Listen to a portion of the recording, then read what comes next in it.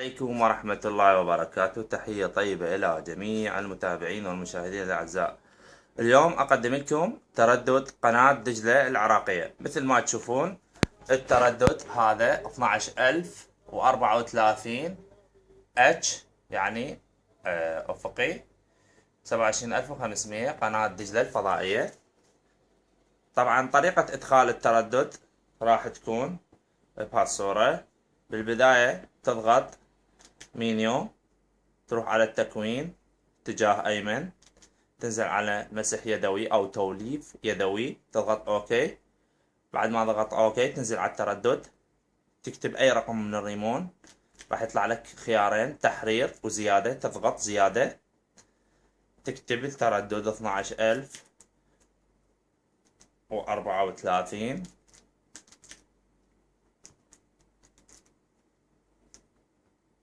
تنزل هنا تختار أفقي اتش. بعد ما اختاريت اتش تضغط اوكي، راح يتم البحث مثل ما تشوفون. طلع 18 قناة.